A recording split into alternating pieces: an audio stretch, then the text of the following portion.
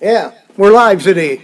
So first time we do it live on one of these shows. So how you doing, Adam? Good. I'm Yep. a little tired, So but I'm good. you're a little tired. Yeah. Our conversation wears people out before we get online.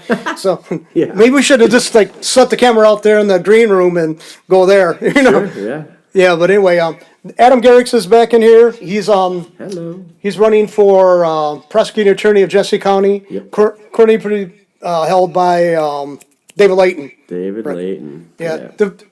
It's like, you notice that, well, we got so many people always run for office politically. You know, I didn't see that when I was growing up. There's so many people running for different offices and stuff. It's because back then people had real good paying jobs in the factories and they weren't so heavily contending for the spots of employment that were available in this area. And unfortunately, that's when helms the government. So anyway, Right. you got an interesting perspective on law enforcement and civil matters, and we're just like I said, a lot of the pre-conversations we have offline are, I think, for a lot of people would be more interested, and so maybe we should just save that to go live. Yeah.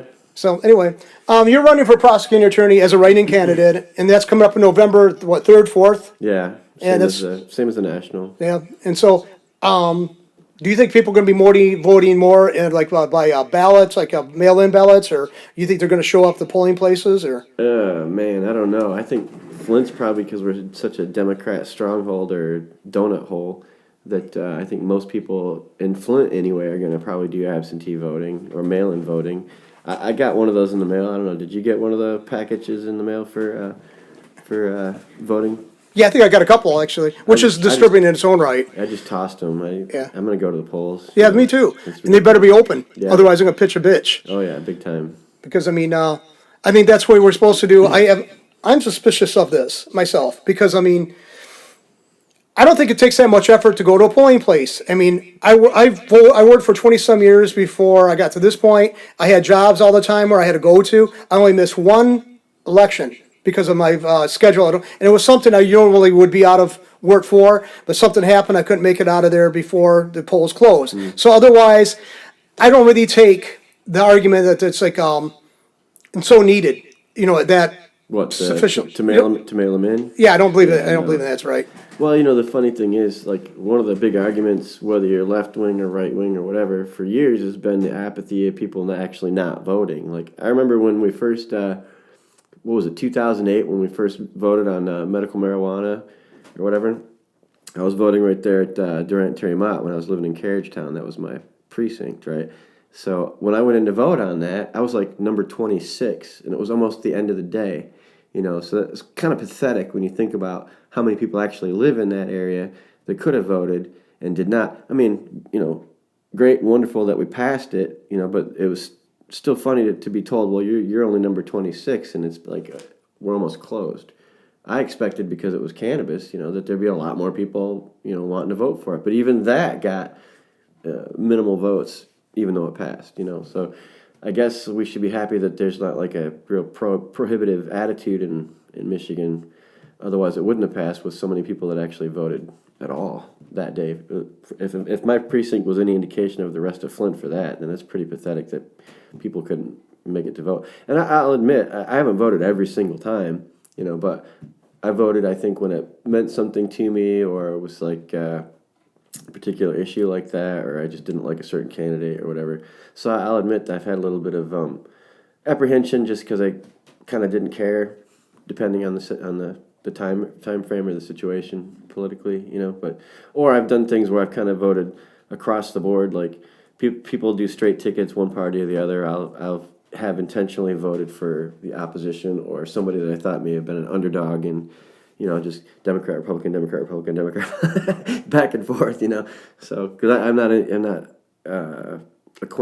not a part of either party. Can't really say I like either party that much, even though I lean more toward, I guess, the Republicans nowadays, considering what's going on. But even then, I still wouldn't consider myself Republican, But with what's going on, I definitely vote Republican. Yeah, because I think I don't find this. I'm not making a joke out of this. What I'm going to say, I don't think Biden's going to be capable of holding office if he does get elected. Oh, I think the no. man shows a lot of heavy signs of dementia. I really do, serious signs of it. Among other issues, what was that? Despacito or whatever. He played that. I mean, they're already under fire for their pedophilia and their weird, sick supporting of all this like weird agenda going on. And then on top of that, when he did his speech the other day, they played was it like I think it's called Despacito. It's a Spanish speaking song. The lyrics are all in Spanish, and it's all like sexual about getting close to this woman and doing things to this woman. These idiots, they're trying to avoid like not being associated with Cuties, that new movie, and pedophilia in their ranks or whatever. That was like the worst possible song they could have chose, you know. And, I don't know. Kamala Harris has already decided she's going to take the seat anyway. So. Yeah, she already said that. She said the Harris administration. I mean, that's like Freudian slip. Yeah, your slip showing there, for Camilla. I mean, how can we take them seriously? Okay, I mean, they take themselves very seriously. They mock everybody else who disagrees with them. But when you got people like Biden with her like being the running mate, how can they expect us to take her seriously? Because I mean, she's a career shady character. Yeah. He's an incompetent. He's been in power around for like the power base for 40 some years. Incompetent, plagiarist, liar. Yeah, I mean, belligerent. It was him and Clinton's policies that threw more black people in jail than anybody else in the last 30, 40 years, you know. Yeah, it's crazy. And they don't denounce anything that's going on from the left, you know. Biden did. Biden did in one of his ads I saw on TV. He said, there's protesting and a riot is not protesting. Okay, so it's kind of outgrown that. I'm an honest person, fairly honest anyway. That's not enough for me. But it's not good enough. I mean, that's not strong enough language. No. He should, but he did say they should be prosecuted. Well, you think? No. Now when people are being murdered and their businesses are being destroyed, and people are being targeted because of their beliefs, you know, this is supposed to be a democratic society where people can express those things, and it still gets me to this day. I mean, you heard about it when I sent you the link, but you know, I guess it had been like 2 or 3 days before I found out, but that he's still the Antifa redirect to his campaign fundraising website still hasn't even been addressed. Like whether he did it or they did it or whatever, it's something that can be corrected, and they've not done that. Right. You can still type in Antifa.com and it goes straight. I mean, even before you hit the search, the little magnifying glass, when you type in Antifa.com, right underneath the first suggestion says Joe Biden for president. It's like he has nothing to say about this. That's absurd. You know, these I think they're domestic terrorists. And I don't know why it's not being seen as that. You know, I mean, it's disgusting. Now, see, that's I can't say surprised me because I've known you for a while now. But a lot of people who saw you on the lines back years ago on Occupy Wall Street, you know, you're at the part of the here in Flint. They'd say you were they would consider you probably far left, okay with anything that Antifa or these organizations do because you bet. When the thing is, Occupy Wall Street, there's disruption, but I didn't remember any of the violence. Maybe I'm just, forgetting because you hear so much in the news, dismiss it. Unless it really is concerned with you in your backyard, usually you disregard it. But I don't remember violence being done during the Occupy era. No, not more on each other as it as each Occupy disintegrated into a Lord of the Flies situation. But for the most part, I'm going to use your word. It's the same thing that happens with every movement. A bunch of dilettantes. They want to strap on their guns and march around with their flags and to act like they're going to do something, but they never really did anything. They just kind of screamed and yelled a little bit and got pissed off while the banks got bailed out and we got screwed and had to pay for everything twice. GM, we got to pay for that twice, 3 times, whatever. So I don't know. I joined it for 2 reasons. One, because I had hoped maybe this would be like one of those sparking moments that would actually push some movements back out into the world, because in my experience, there was a good 10-year stretch here in Flint where there wasn't any real activism other than Charlie Schneider running around with his petitions for medical marijuana back in the late part of the early 2000s. But other than that, even Carriagetown, I wouldn't consider what they did activism. What I did and the people around me in that 4-block area did was activism. But, I don't think Arthur Woodson's an activist. I don't think Eric Mays is an activist. I don't think Melissa Mays is not an activist. They're all dilettantes and they're all opportunists. You know, if the first thing you do is monetize your site like Melissa Mays did on everything she did, then it's obvious that you're only into it, you know, for the potential personal gain. You know, I think most people that have actually done real activism have spent a lot of their time and their money and not asked for any to do it. You know, I get we're in a capitalist society. I get that that's how it works on YouTube and crap shit like that. But I don't know. To me, it's an issue of integrity and dignity. If it's important and right to do, then it doesn't really matter. If you have people giving you money for it to support it, they're gonna do that anyway, or they're gonna bring their own supplies or resources. You know, but Occupy Flint was also the property itself was never it was never an actual Occupy. It was on private property. It used to belong. I don't know. I think he sold it, but it used to belong to a Carriagetown resident. He also used to be a Flint cop, Gary Hartley, and he allowed Terry Bankert, which is a lawyer in Flint here, the dumpmyspouse.com guy. He allowed Terry Bankert and, well, I forget that one guy's name. You know him too. They have the glasses. Anyway. Dean Paxton? Yeah, Paxton. Dean, Him and Paxton were kind of like the online, you know, like moderators of what was going on at the camp, even though 90% of the time they weren't at the camp. So again, dilettantes. But I always thought it was interesting that Bankert was involved because I'm pretty sure he's a Democrat, and I think that there was something going on there on a larger scale. Like I had mentioned to you in a text, I think that it was kind of like a dry run for Antifa. But, you know, again, Flint never, since probably the late 60s, Flint's never really like had that power like other places have had, you know, as far as good protests, real reasons to be activists, even riots. I mean, they were totally co-opted by the current sheriff when they had their little BLM march out at the mall, which at the mall was just a really strange choice for me, but to me. But the main reason I went was because I knew Gary. He was a friend of mine from the neighborhood, and he flat wouldn't deny it to this day. It was no secret. First of all, it was private property, so it wasn't really an Occupy. It was a bunch of kids that were allowed to camp on his property. They were given permission to camp on his property. Also, his strategy was he wanted to irritate the hell out of the downtown community until somebody bought his corner lot. Because it's right across the street from the Durant Hotel. And he had been consistently screwed over by Carriagetown and the politics of downtown Flint himself. So he thought it was kind of just an ironic joke, you know, an ironic running joke that this group of dirty hippies was occupying private property. I have to emphasize that. It was not an Occupy. Private property with a bunch of tents. You know, there was a cadre within Occupy Flint, and we tried. We thought that we should be occupying public property since it was an Occupy. But, of course, you know, everybody that was involved was a bunch of dilettantes, more into it for the popularity, the things that they get trending on their Facebook pages, maybe sell their pot, whatever it was that was going on there, besides politics. So, to me, it wasn't about left or right. It was, I guess I was just hoping that maybe we'd see some kind of seed of real activism come out of that, and it didn't happen. It degenerated into a Lord of the Flies situation.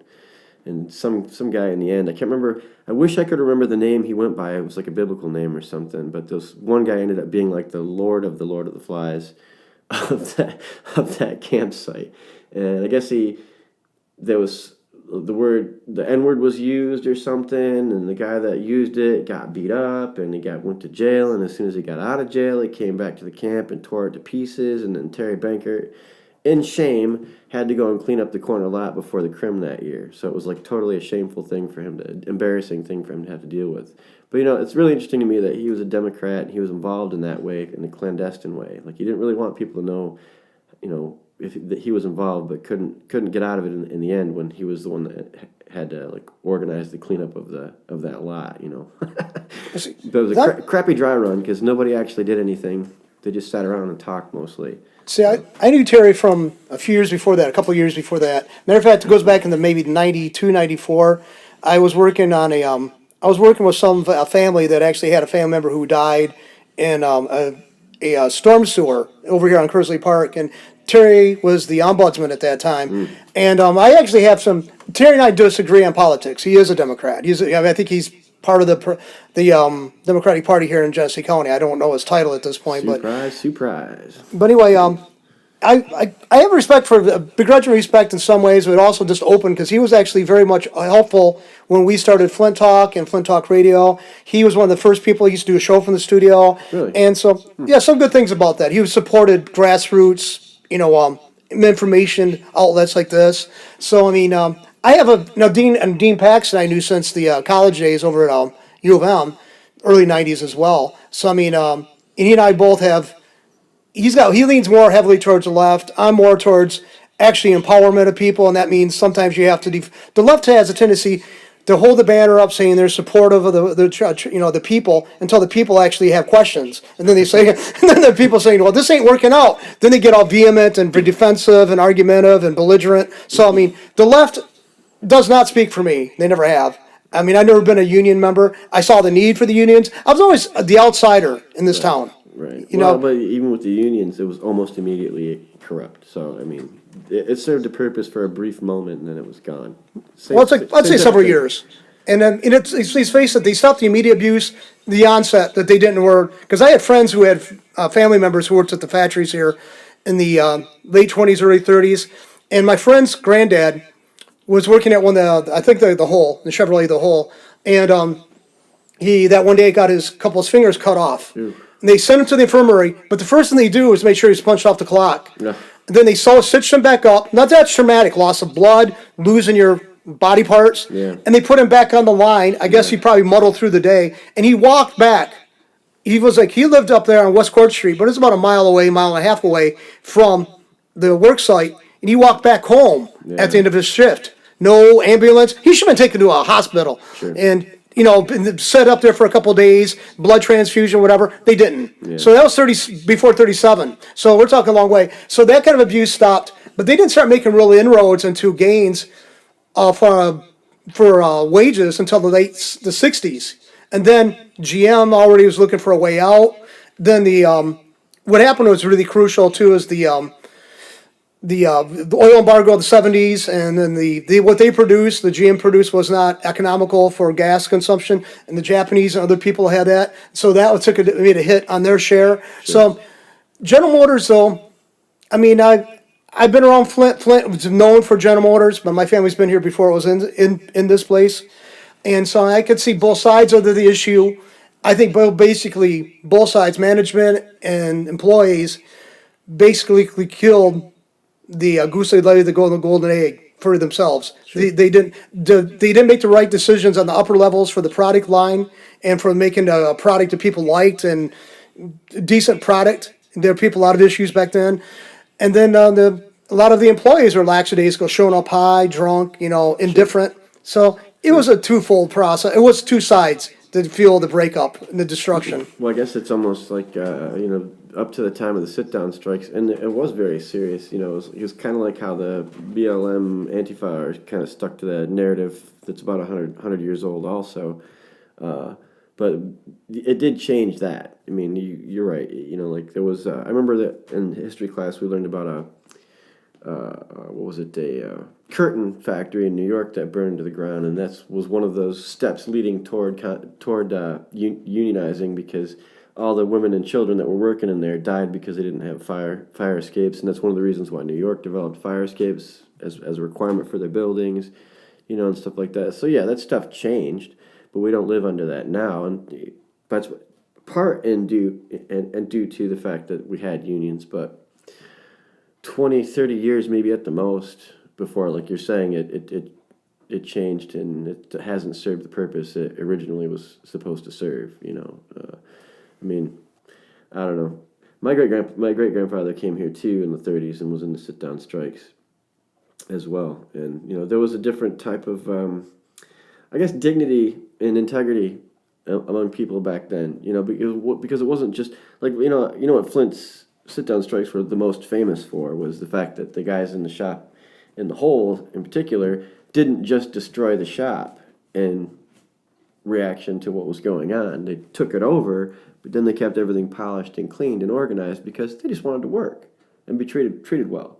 That was it. So, the factory itself remained intact while they were in there. The destruction happened from the National Guard, trying to shoot tear gas in there and stuff like that, and then the women having to come and bash the windows out so their men could breathe.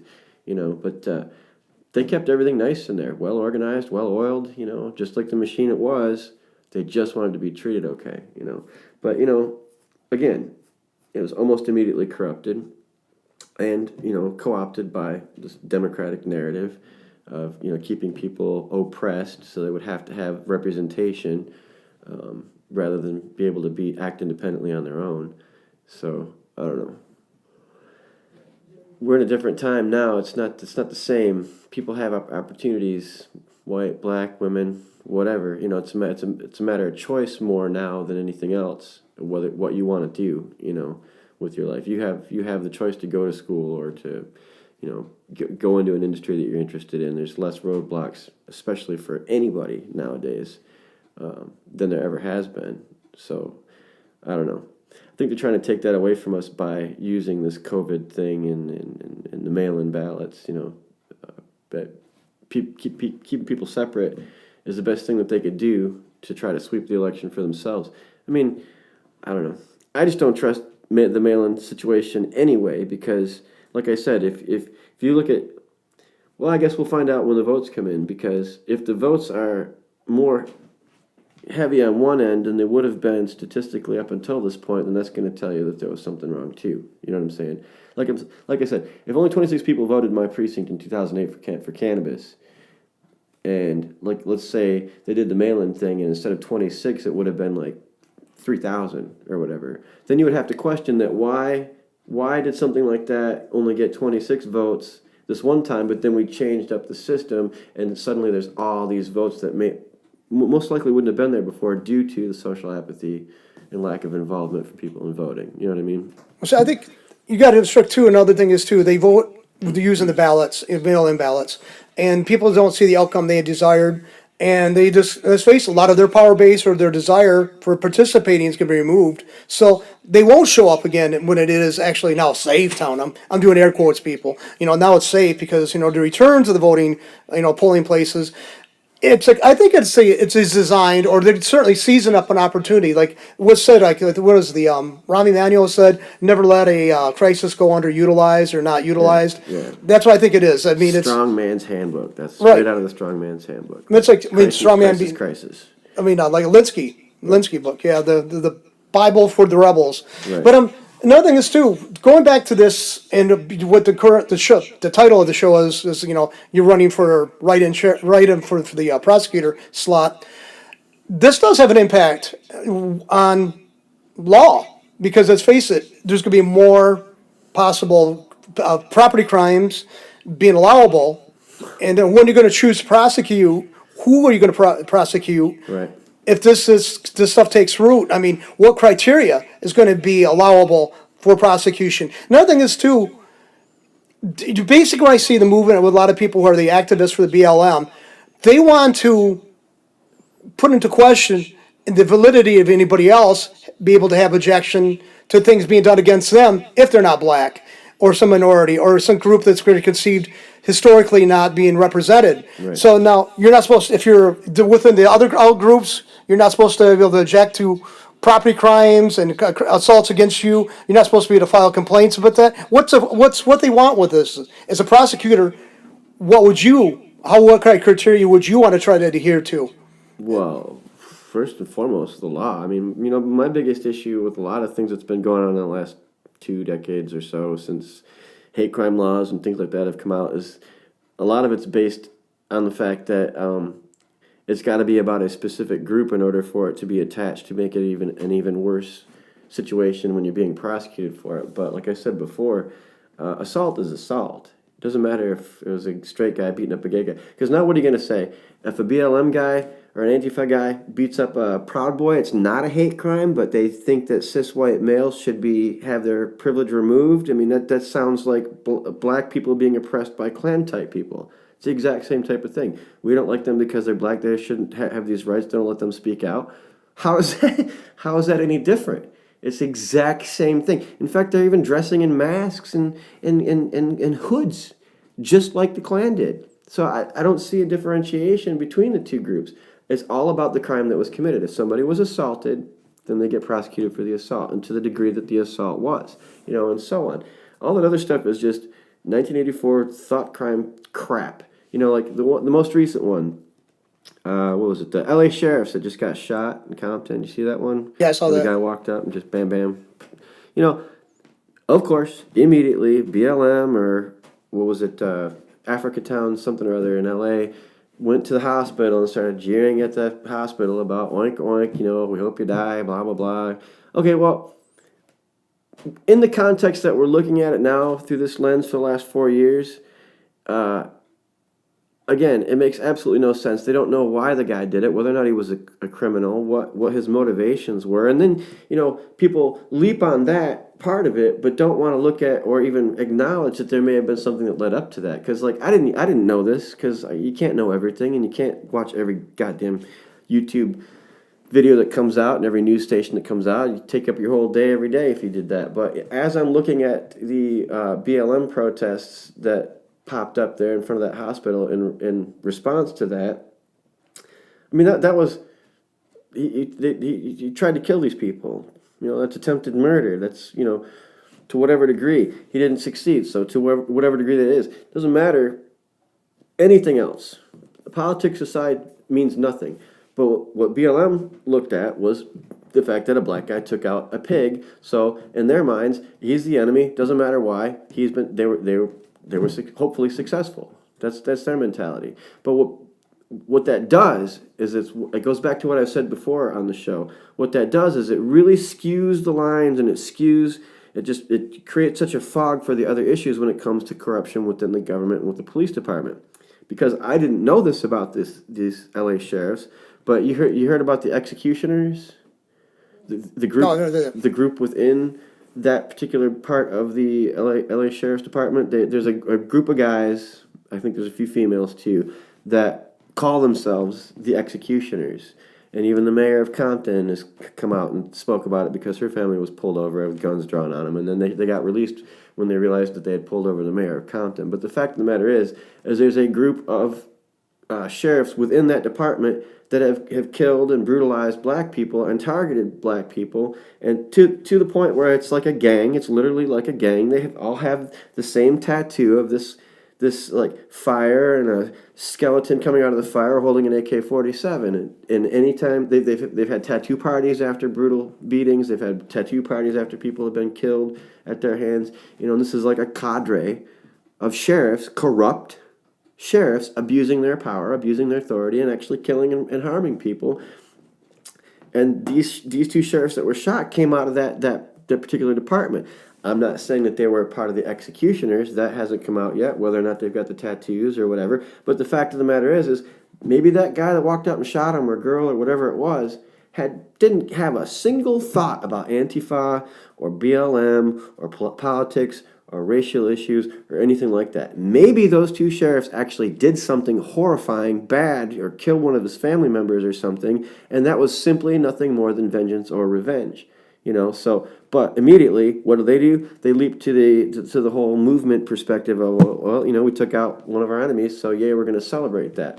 But then, again, like I said, the very fact that there's a group of sheriffs that call themselves the executioners conducting themselves like that issue just it's sloughed off to the side as if it's not important, So all the other issues that surround corruption and police misconduct are not even talked about. It's out of the narrative, because they are controlling the narrative, and it's just strictly a racial issue of black people being killed by cops.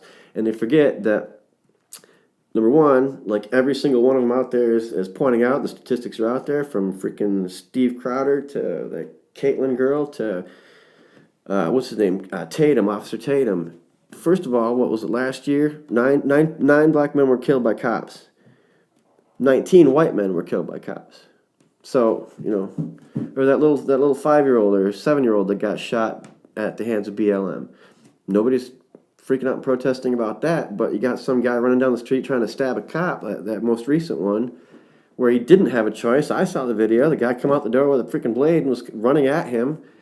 I mean, what would you do, But they're going to protest and, tear shit up and go to people's homes in the suburbs and, laser light and flashlight their homes and harass them. But this person can't have a Trump sign or flag on their house. You know what I mean? They're going to get targeted for that. The whole narrative is confusing and destroying any possibility of all these other issues to be addressed. And so for me, if I was prosecutor, that's what I would look at. The real issues, not these political narrative issues. You know what I'm saying? Because we live in Flint. So what happens if a black cop kills a black person? Is there going to be a riot? Are they going to get pissed off? I mean, again, like everybody's saying, and it's the truth, how many people died in Chicago over the weekend? A lot. How many people died in Atlanta over the weekend? A lot. At whose hands? Black on black crime. But you can't say that. You can't say that. No. Those are the issues that need to be focused on. The real issues. Not like Layton's doing to try to garner black votes by letting this guy out of jail for weed that he's been serving a 60-year term for. Like I said last time, why all of a sudden is that important to him? Was that important years ago? He's been in office how many years? I don't know, over I 10 can't remember. years. Yeah, over easily, because I remember his name being brought up because he was running for Attorney General a few years back, several years Yeah, ago. against Schuette, right. Yeah, That's against right. Schuette. And David Layton has got some things that people point out to me that they like about him, because he wasn't like a zealot to enforce the laws against marijuana and possession and all of that. And he was also very reluctant to prosecute a person who defends themselves in their house, like for using the castle doctrine. He's pretty much on board with people, protect themselves in their own homes and stuff like that. So that's appreciable, I guess. I suppose. But what? I suppose. Yeah, but I mean, But the see, law no- is the law too, though. I mean, if it's castle doctrine, it's castle doctrine. If somebody's defending themselves and it's clear case of self-defense, I don't think you should have a choice in that matter. You should follow the law. Well, that's true, Not but- what your narrative thinks, not what your party thinks, but what the law says. That's True. why it's written down as the law. You know? However, I hate to use saying but you're right. That's true. You got to make very valid points. But however, a lot of prosecutors will seize that up on an opportunity to make political brownie points, basically. So Absolutely. and so basically, when you have a person who's really less likely or less willing to use that, you have to, give him a kudo for that, I guess. Say a good boy or whatever. Because, I mean, he's doing that. He's not doing this. I mean, other people would have. Another thing is, too, when you're talking about on a large scale about a hate crime legislation, well, remember when they first proposed that back in the 90s? Mm-hmm. I remember, because I've had some couple classes in criminal law.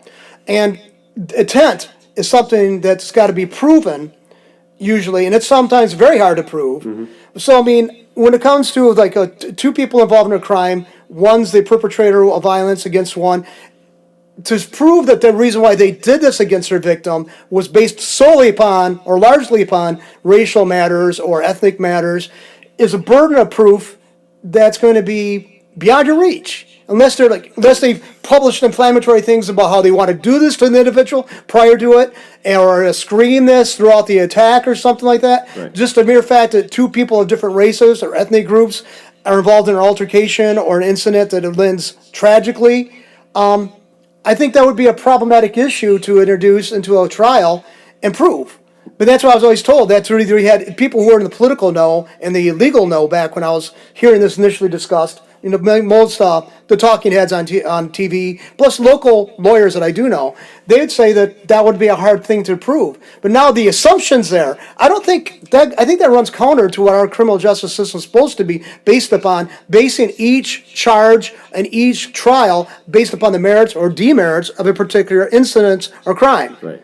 So I mean, That's what how's I'm that saying. not fly face against what our standard to jurisprudence is? That's exactly what I'm saying. It's a thought crime. It doesn't matter who you hate. Now, if you are an Antifa or you are in the Klan and you are openly, saying that these are your goals, this is what you're going to do, then that's not even a hate crime. That's like terrorism. That's insurrective behavior. That's a whole other class of laws that are being violated. It doesn't matter if you hate one group or the other,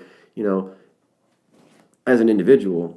But if you're acting in a way that has been directed by a group that you are a part of, then that's a totally different class. And intent is easily proven there at that point. You know what I'm saying? But if somebody just doesn't like gays, well, so what? Lots of people have been beaten up, whether or not they were hated for whatever they were. It doesn't matter. It was still basically assault or murder or battery or, whatever. You can't spit on somebody. It's battery. You know what I'm saying? You can't go swatting at people's phones and touching them. It's battery. It doesn't matter. It's like, again, Crowder or Caitlin or any of these freaks that are out there with their microphones doing the similar type of stuff, you can't touch them. I mean, what is that? Now it's like, is that a gay committing a hate crime or a transgender committing a hate crime on a straight, white, cis male? I mean, it's a thought crime. The actual act is what's important. That's it. Anything else attached to it, like you said, is too much of a burden. My grandparents, the generation, my parents who had been in their 90s now, if they were still alive, they basically, even whites, blacks, unless you had the people who were vehemently members of the Klan or other, like Nazis, neo-Nazis, whatever, the bulk of people I grew up with, they came from countries that at one time were fighting with people who are now, they're living in neighborhoods, in this neighborhood here. And they never had issues with each other. They came from countries that had long-standing animosity and hatreds and bitterness. I'm not going to say they were best friends, but they never did acts of aggression against them. Right. They came here because its real estate had changed. The goal was different. They weren't fighting over the same meager resources or land. So guess what? That hostility was dropped. Within a couple of generations, their grandkids might have been intermarried. Okay? Most certainly. So, I mean, I don't understand this lack of, and this sounds overly simplistic, but this is my genuine thoughts on this, is that I might not like individual, but I know that somebody cares about them, and I'm gonna leave them go in their lives. I mean, live and let live. But now to politicize every aspect of everybody else's existence to the point that any kind of infraction of what you think is right, and this is on the left, this is more on the left. 90% of this is they're more capable and culpable and responsible for doing this than anybody else I know. If you have one variance of what they believe, they want you to read from a script, live your life with their script, and if you have any variance, questions, or objections, they're going to hate you. They're going to murder you. They're going to bring about the wrath of God upon you. Right. I mean, that's like that at animosity level, it's appalling. But they're supposed to be anti-fascist. And they're anti-fascist and more compassionate. Right. Oh, loving everybody. Considerate, compassionate, understanding. Yeah. I mean, flowery language. That's all they use. I understand that people are not going to like me. But at least, okay, and then when you brought up the point about like Antifa and all these guys wearing masks, you know what? My mom's family were harassed by the KKK when they first came to this country. My mom used to say about them, if you're covering your face, you're a gutless bastard. Yeah. Okay? But now, it's Antifa's doing it. How are they any different? Another thing is they don't see the irony. The one who wants to get in your face and destroy any dissent or any kind of questioning is a fascist. They're the fascists. They're not standing against the fascist. Well, I think it's funny too that I knew this to begin with, but it's funny to watch things roll out. Over the last 4 years, all these different people that are supposed to be a part of this movement aren't affected by the issues that they're screaming about. The most recent one in New York, I guess the girl that got arrested for rioting lives in like a $1.8 million high-rise apartment or whatever. They have a house in Connecticut. I mean, well, how is she affected? If anything, she's abusing the supposed white privilege to back up a platform that she doesn't even really understand. It's just trendy to be violent, I guess. I don't get where they think they have anything remotely close to relating to what they're trying to represent at all. My friend, I worked with at U of M. He pointed out, he was laughing about something he saw in his own neighborhood. He lived in kind of an upscale neighborhood not too far from here. He was driving through the neighborhood, and he saw on the back a bumper of a car, a Volvo or a Beamer. This bumper sticker says, "Live simply so others can simply live." Really? On the back of a luxury car. I mean, and then look at the song, it was like a Don Henley or Don Henley, Boys of Summer, saw a deadhead sticker on a Cadillac. Yeah. I mean, it's like they become like, they're superficially attached to a movement. Yeah. They don't understand and they don't live the principles of it. Right. I mean, it's like, okay, I know guys who actually were very well educated, and they did really well for themselves financially. They lived humbly. They had money to blow, but they gave money to their charity groups they believed in. They spent their entire life at home in the same hometown. They were like, somebody asked from the community they needed help for something to always give their talents, their money. Those people didn't change. They didn't have to wear some kind of uniform or display some kind of flag. They were just very humble people. I prefer that. If you like something, believe in it, support it. Right. But don't try to force everybody else in supporting it. I mean, John Lennon one time was asked about why he didn't donate to charities and stuff. He goes, he saw it as his role raise consciousness. I guess that's a lot easier than just writing a check, right? Right. Right. Or even participating, for that matter. Yeah, I never understood that either. The Beatles. They've taught for preach love, but then they say they had a bitter split and didn't talk to each other for years. Right. You know, how come they didn't reconcile? How come they use all that hippie love shit? It never occurred to me too until recently that song "Imagine" is more about a kind of commie perspective than than anything else. It's not just about peace and love. It's about everybody having to share from the same bowl. And I don't remember all the lyrics exactly, but if you were to read them out, right now, that's exactly the kind of narrative that we're dealing with this sort of new left, And the new left is not that new, because that's the references we're making from the 60s. I mean, John Lennon wanted to be able to come to the United States and become a citizen, and he needed a case on that, build a case against her, and he asked William F. Buckley, the conservative, creator, the one who founded the National Review magazine, and he's considered a pivotal factor in a lot of what they call conservative. Again, I'm using air quotes, folks. But anyway, he asked John Lennon asked William F. Buckley to help write a letter so he could stay in the United States, because he didn't want to go back to England where the taxation rate was higher.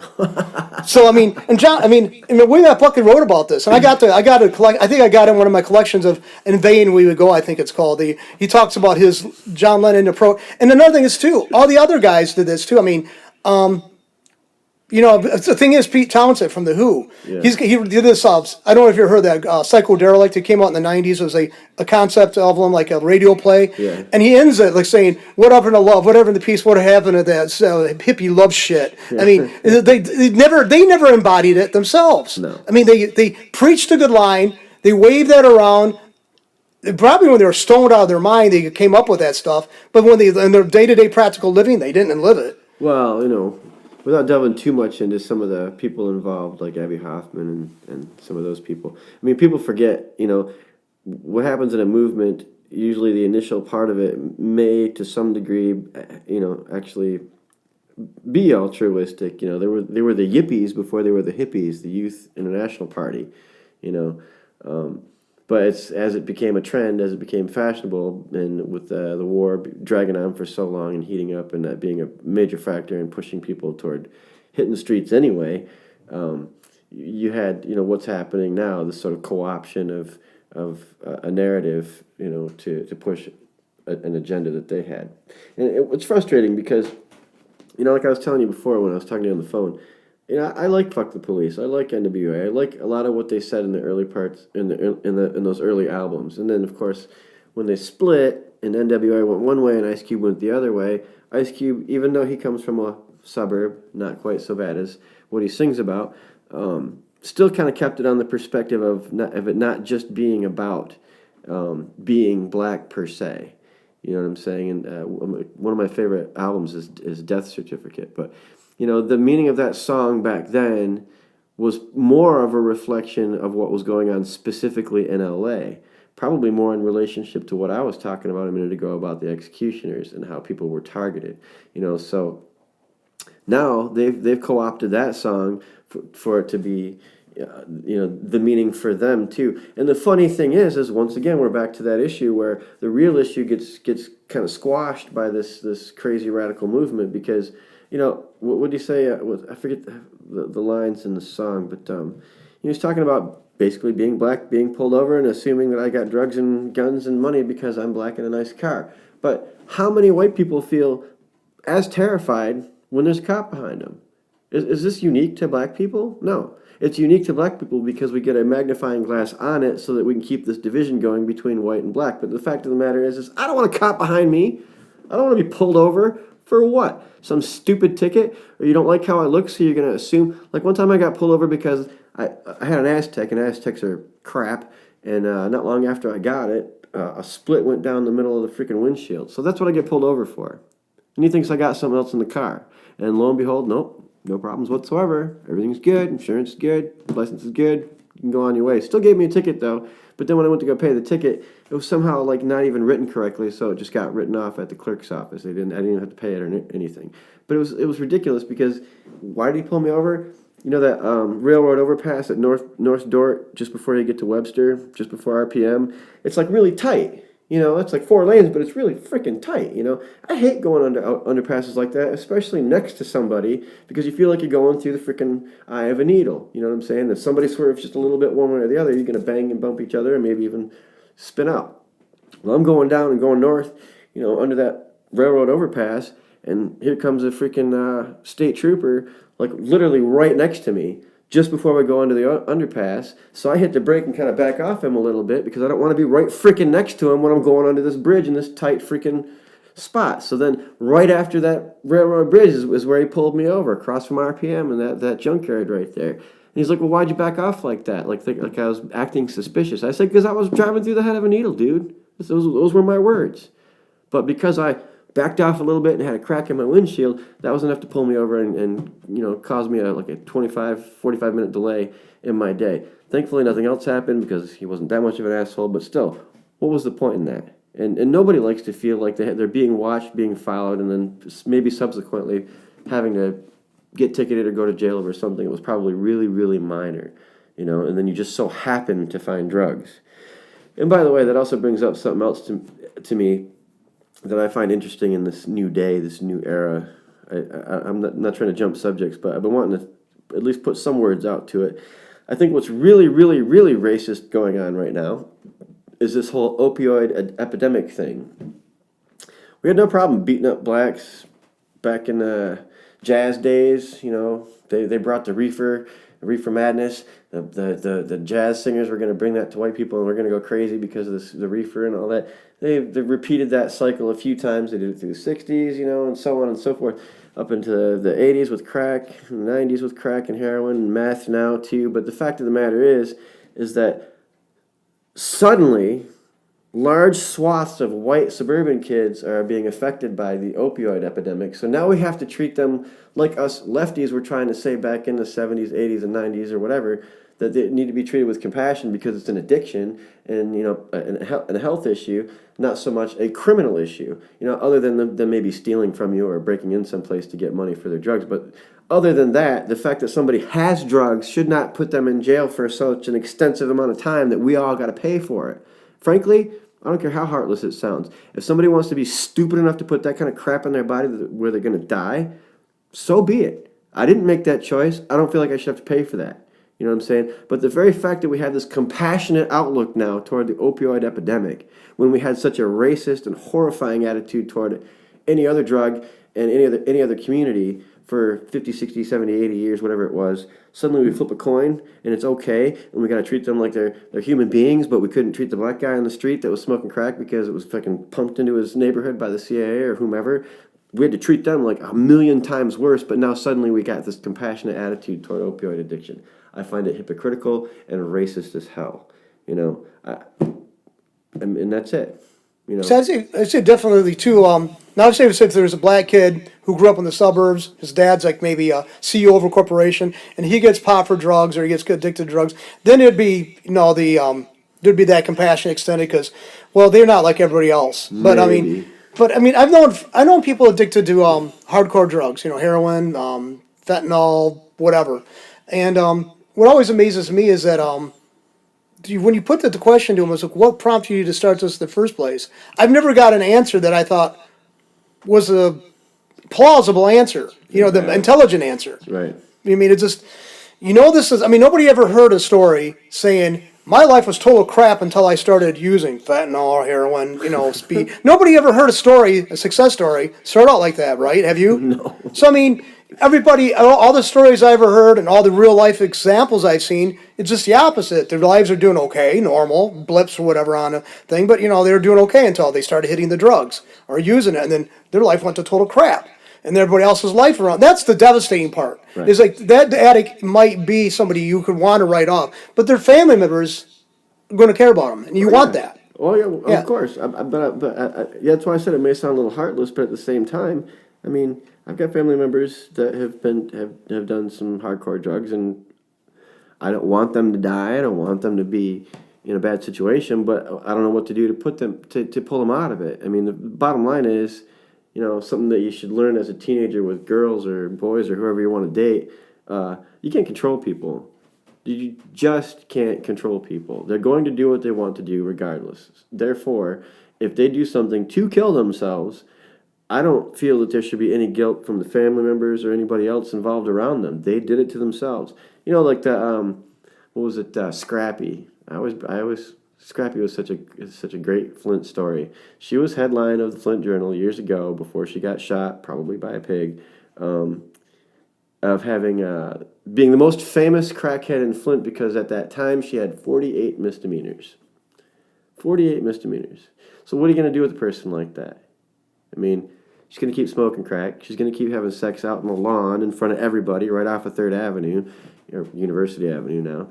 But what do you do with a person like that? Well, I mean, we can house them, I guess, treat it as a mental problem, but then there's also that expense on the community. But again, it goes back to the same thing as before. Where did these drugs come from? How are they getting in here? Who is involved? You know, those are the more important factors, because your average crack dealer in Chicago or whatever, New York, heroin dealers, they're getting their supply from someone else. So somebody bigger and badder than them, those are the people that we should really be concerned about. Not so much the street dealer, not so much the supposed gangbanger or gang leader or whatever. You know, if they want to self-destruct themselves, let them self-destruct themselves. I don't see how that should be any more of a burden on the system and the people than it already has been. You know, I guess what, the East Side had the Cobras for a while, and there was another gang too, folks up, folks down. I don't keep track of all of it. I don't either. I live here. I don't keep track of all of it, but I mean, you know, it seems to me like, who was it that said it? Well, there was one Flint person, I can't remember his name, he was a preacher back in the early 20s, maybe I think it was before the sit-down strikes. He had made a comment once before, and now this issue is being brought back up again in the black community especially. But he made a comment to white folk back then that if you don't own it, you don't control it. And not once has these gangs actually like tried to buy a neighborhood and make it better. They just occupy what they can occupy, whether it's an abandoned building or a rental place or whatever, and they try to make their money so they can get their spinners and their fancy cars and their stupid bling and whatever else. But they didn't do it like the mob. They didn't do it like the mafia. They didn't do it like any organization where they actually own the block, you know, or the market or the gas station or whatever. They're not trying to do anything but enrich themselves. You know what I'm saying? So what is the crime? The crime is that they dealt these illicit drugs. Okay. That's it, you know. But to attack one community over the other just adds to that BLM Antifa type narrative, which is why I'm saying I think it's so ironic and funny that we have such a compassionate attitude toward opioid addiction when it's all these opioid addicted, meth addicted white kids that are the backbone of the Antifa BLM movement. Now, if we were treating them the way we treated blacks in the 80s, we might not have this movement because they'd be getting their heads cracked for having that heroin. They'd be getting their heads cracked for having that Oxycontin. You know what I'm saying? But that's not happening. No, that's not happening at all. They're pumping them full of meth and giving them tent cities to live in like Portland and stuff where they can retreat to after they've torn up half the city. And if they overdose on the side of the road, well, gosh, we got to have compassion for that too. It's just ridiculous. It's ridiculous. Why are they not being treated the same? It's got to be equal across the board, right? I agree. I mean, I don't see any different. I mean, the sense for even to use a treatment.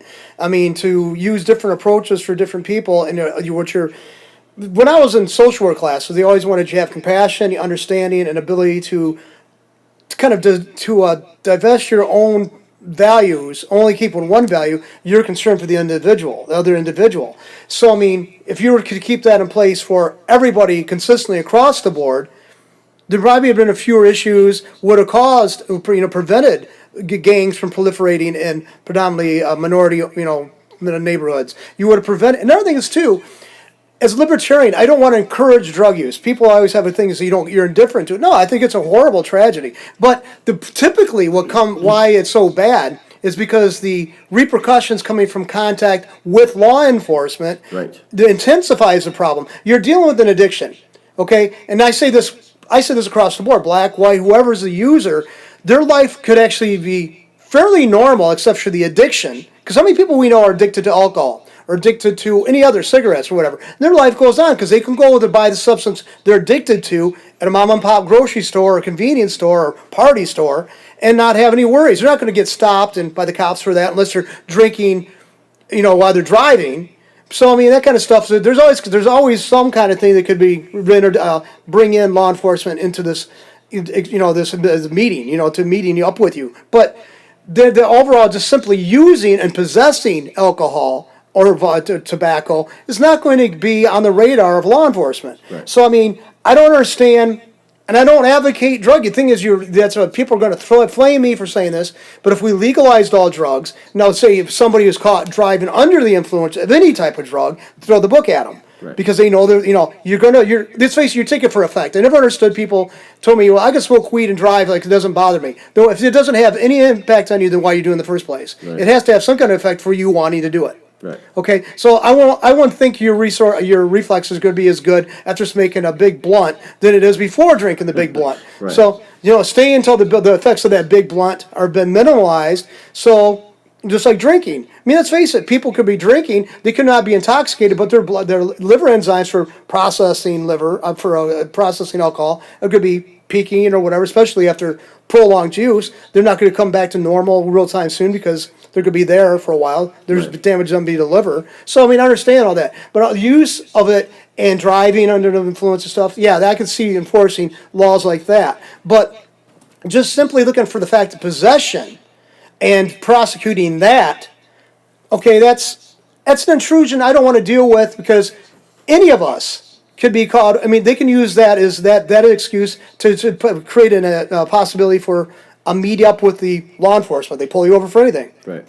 And let's face it, revenue. I mean, cops can be heroic. Okay, I have seen very few instances locally of that happening, but they can be heroic. They could do heroic deeds. Maybe simply the fact that they're willing to go enforce laws that are unpopular. Maybe some people can see that heroic. If I were a cop and I saw a lot of stuff that I didn't agree with being the laws, and they want me to trounce on that and emphasize that or enforce that to a ridiculous degree, I'd have problems with that. But that's me. I have a problem taking orders blindly. But if they stop these drugs just for simple possession, or even just eliminate like the being a crime for using a drug, maybe it could encourage people to use drugs. I don't know. Other countries that they've done that, it doesn't seem to be the case. Wow. They've legalized all drugs. It doesn't seem to be the rise in it. Matter of fact, it's just the opposite.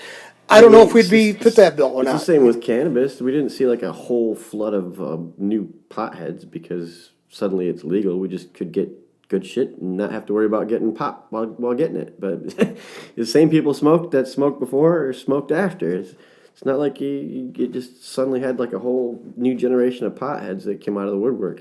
It didn't happen. Not only that, it's back to the crack and like LSD and stuff, like, how they were heavy-handed with crack sentences versus LSD sentences. There was definitely a delineation in the race with that issue because, most white people are associated with LSD than crack. So if you had a sheet of acid, you got 10 years. Like, if you had a little bit of crack, you got 10 years. So there was definitely like racial targeting going on there on both sides.